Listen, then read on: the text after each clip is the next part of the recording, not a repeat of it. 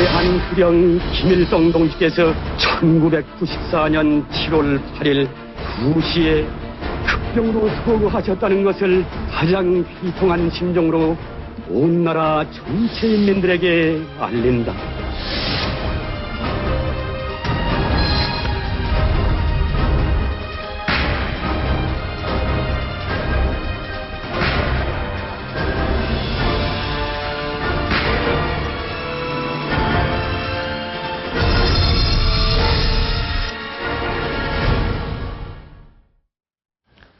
지금 북한에서는 김일성 사망 20주기를 맞아 주민들이 애도 기간을 보내고 있는데요. 과연 북한 내에서는 어떤 일이 일어나고 있을까요?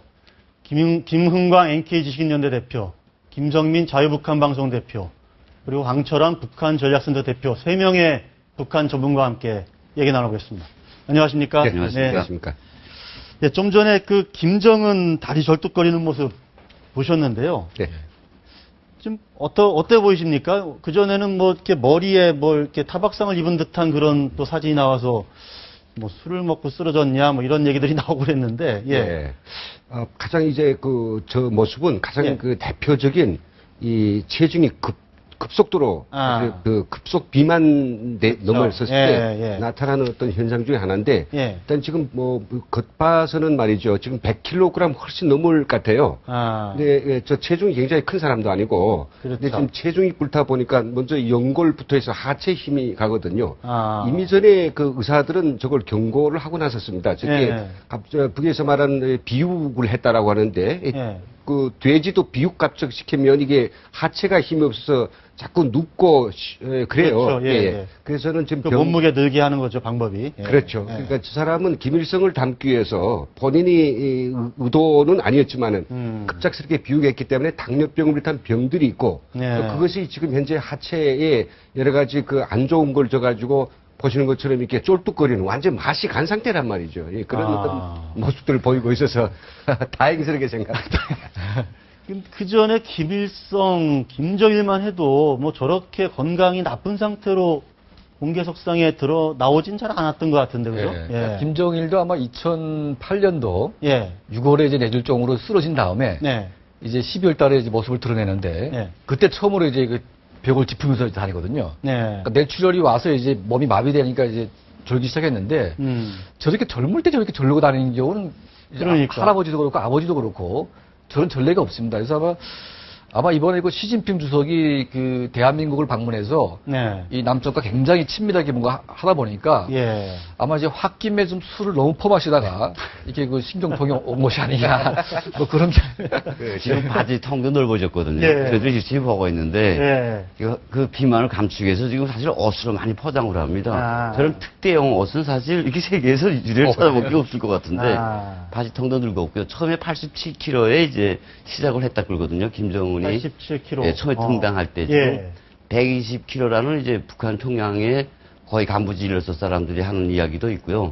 지금은 아마 130kg를 지금 넘어가지 않나. 근데 저거를 제가 볼 때는 북한 그 권력층에서 건강 관리를 해야 된다 이렇게 계속 저 코치를 할 것 같은데 저렇게 계속 가는 게 잘 이해가 안 되는데. 그렇죠. 근데 우리가 여기에서 좀 과도한 이야기, 필요 없는 이야기는 하지 말았어야 되는데 어떤 거냐 뭐 현지 지도를 많이 다려서 그래서 아주 과로와 그리고 저 어려운 어떤 그런 저 상황이 아니냐 그런데 사실은 그 김정일이 타고 있는 승용차나 그리고 뭐 열차나 비행기나 모든 것이 최고의 안락 그런 시설이거든요. 우리 예전에 이제 뭐 북한 주민들 향해서 우리 김정일 살아있을 때 김정일은 인민들을 잘 먹이기 위해서 그 나라의 방방곳곳을 정말 이 쇠기밥에 쪽잠을 차고 먹으면서 했다. 말도 안 되는 이야기거든요. 이 과로에 의해서 하고 놓고 자기가 싫으면 안 가는 거고 그런 거 아닙니까? 그래서 이거는 그런 과로는 아니고 진짜 건강이다. 오늘이 김일성 사망 20주기인데요. 당시 상황이 생생하죠. 저희가 한번 판례를 준비했는데 한번 보시면서 당시 상황을 먼저 한번 짚어보고 그 다음 주제로 넘어가 보도록 하겠습니다. 당시에 어떤 일이 벌어졌을까? 저도 사실은 기억이 생생하거든요. 그때 뭐 낮 12시쯤에 아마 특보가 아마 저 보도가 됐던 것 같아요. 낮 12시에. 근데 당시에 노인과 어린이들도 죽었다. 이건 무슨 얘기죠? 뭐 다 죽을 뻔했죠. 저는 사실 그때 그 평양 향산 거스터드로그 별장에 나가서 김일성을 이제 그 향산 별장에 모시기 위해서 군인들이 한 30만이 동원해서 도로를 닦던 도중에 이제 김일성 사망 소식을 들었어요. 중대 방송을 한다는데 그 향산 안주 쪽에 전체가 종전이 되는 바람에 1시간 동안 이제 밖으로 나가서 이제 들었던 기억이 나는데. 제가 문선대 장교로 있었는데 우리 부대 문선대 여배우 한 30명, 남자 한 50명, 80명이 지금 밥을 안 먹는 거예요.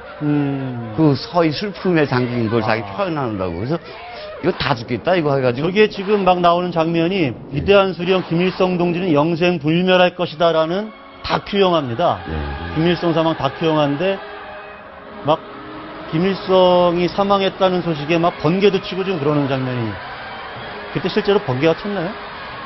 비가 많이 왔죠. 비가 많이 왔는데, 저게 이제 1, 2, 3, 4부로 나오는데, 4부 정도, 4부는 이제 군인들 모습이 나옵니다. 제가 현장에 있었는데, 4부 찍으러 왔을 때는 김일성 사망한 다음에 4일 지났는데, 사실 울어주는 사람 없거든요. 하루 이틀은 정말 우는데, 3, 4일 지나니까 울지 않는데, 거기다 대고 카메라를 들고 와서 조선 인민군 지력영화 촬영소에서 울라, 찍겠다 하는데, 울어주는 사람이 있어야죠. 3시간 동안 우는 연습을 하면서 찍었던 건데. 지금 또 번개가 치는 장면이 또 나오고. 저렇게 이제 그런 모습과 번개 치는 장면과 섞어 놓으니까 저렇게 멋있는 영상이 나오더라고요. 저는 현장에 있었습니다. 저거 진짜 사실 북한 주민들 실제 모습은 아니었습니다. 저거를 영화를 찍을 때? 네, 다큐를 찍을 때. 물론 북한 사람들이 많이 울었죠. 하지만 저게 참 진짜 모습은 아니었다고 저는 말씀을 드리고 싶습니다. 그때 이제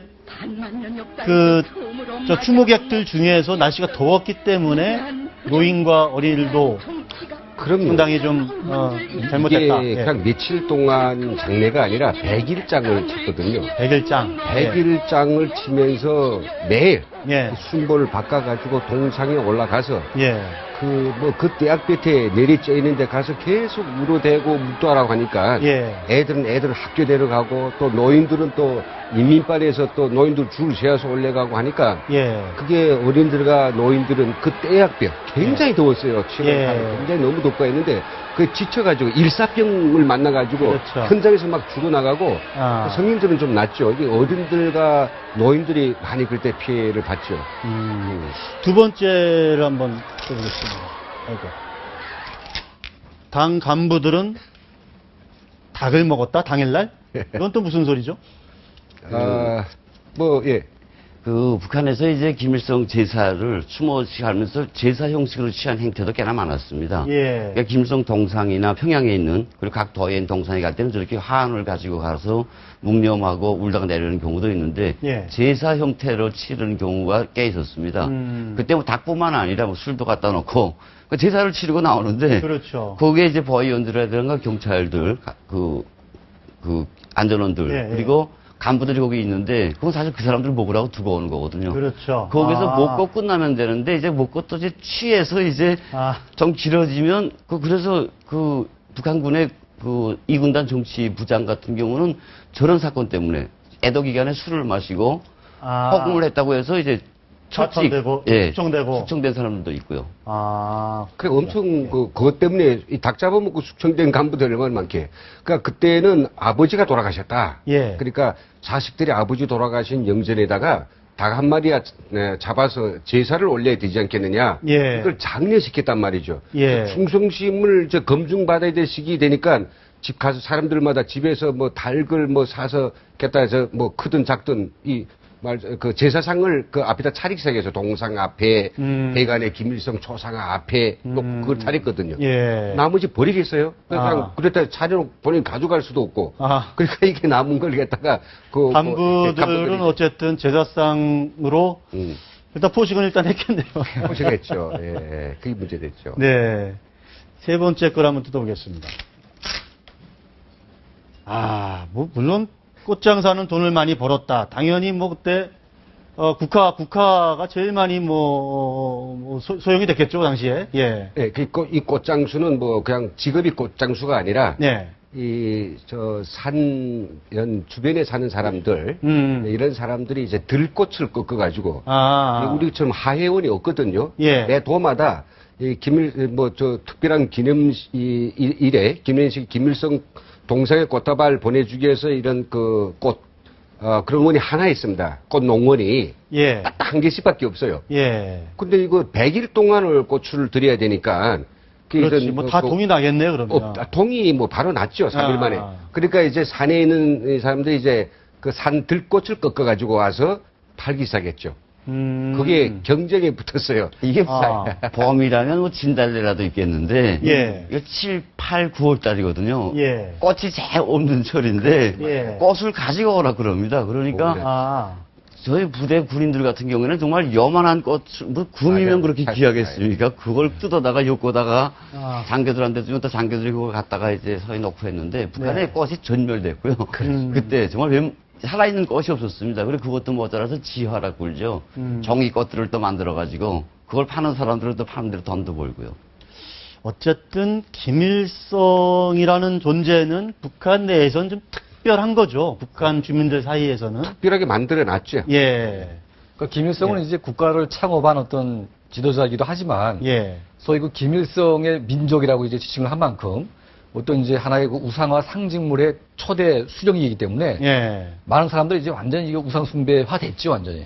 그 아들 세뇌가 된 거죠. 아들 김정으로 가면서 약간 떨어지긴 했지만 김일성만큼은 굉장히 포장을 잘했기 때문에 아직도 많은 사람들은 이제 김일성 하게 되면 상당히 좀 좋은 이미지로 남아 있다고 봐야죠.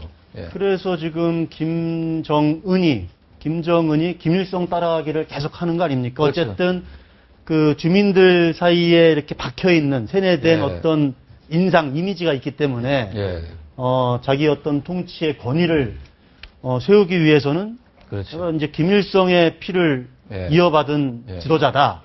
이런 걸 보여주는 게 중요하잖아요. 그러니까 이제 김일성 같은 경우는 이제 뭐 어린 아이들과 자주 이제 뭐 껴안기도 하고 또 농촌에 나가서 농민들과 또 많은 대화도 하고 뭐 이런 걸 많이 했거든요. 그러니까 인민에게 다가서는 지도자의 모습을 상당히 연출을 했는데 이제 그 아들 김정일 같은 경우는 전혀 그런 모습 별로 안 보였어요. 아이들하고도 별로 놀지도 않았고 특히 농촌에 가서 뭔가 한다는 그런 모습을 전혀 보여주지 않았거든요. 그리고 이제 90년대 후반에 300만이 아사할 때 전혀 그걸 아주 냉정하게 이제 그 방치를 했습니다. 그러니까 이런 이미지 때문에 북한 인민들은 이제 김정일 하게 되면 완전히 이제 그 아버지 업적을 다 말아먹은 그런 페르나처럼 이게 몰아갔는데 최근에 김정은이 노는 행동을 보게 되면 굉장히 아이들을 또 좋아하는 것처럼 연출을 많이 합니다. 그러니까 이게 이제 할아버지가 했던 그 모습 그대로거든요. 그리고 이제 또 뭐 농장이나 어딘데 뭐 군부대에 자주 가서 자주 스킨십을 하고 있는데 이건 이제 자기 아버지보다는 이제 할아버지의 어떤 그런 모습을 상당히 이제 좀 배우는 것 같아요. 어쨌든 그러고 20년이 흘렀는데 지금 평양은 어떤지 그걸 한번 우리 판넬을 통해서 다시 한번 또 한번 짚어보겠습니다. 김일성 시신 부패설. 지금 김일성 시신은 방부 처리가 잘 돼서 영구 보존하도록 돼 있지 않습니까? 그렇죠. 이게 뭐 북한이 어떤 돈을 들이더라도 영생하는 김일성 이걸 만들어내기 위해서 결국은 뭐 지난 거의 200억 원을 20년 동안 이제 들였다는 거 아닙니까? 우리 한화로 생각했을 때. 근데 그게 해마다 결국은 거의 한 1억 정도씩 드는데 그게 어떤 돈이냐 하면 그 약품입니다. 엠바밍이라고 하는 그런 그 부패에서 시신 처리 기술이 있는데 그걸 위해서 엄청난 약품을 수입 약품을 가져야 되고 그 저리 한 달에 몇 번씩 그걸 갖다가 이제 그 담가서 꺼내가지고 한다라고 해요. 그러니까 그게 200억 원 정도니까 사람들이 이제 나중에 저기 그 돈이 많이 들겠는데라고만 생각했는데 최근에 이제 이렇게 기념일이 올 때마다 뭐 사람들이 생각하죠. 야, 그 저번에 가봤더니 그냥 살아있는 모습이었는데 이번에 갔더니 없더라. 안 내놨더라. 근데 계속 김일성 시신이 계속 나와 있는 게 아니라 계속 지금 들어가 있거든요. 들어가 있어요. 안 꺼내요.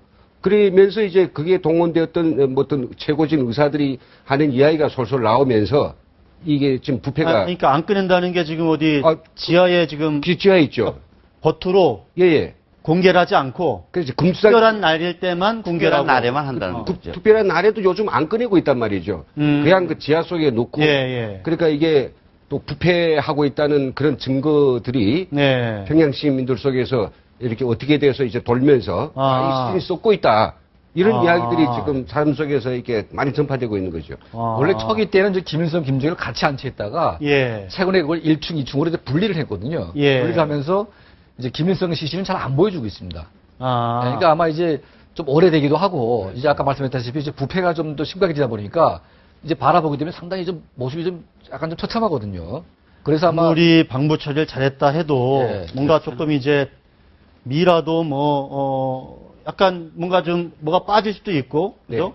색깔이 변할 수도 있고. 그렇죠.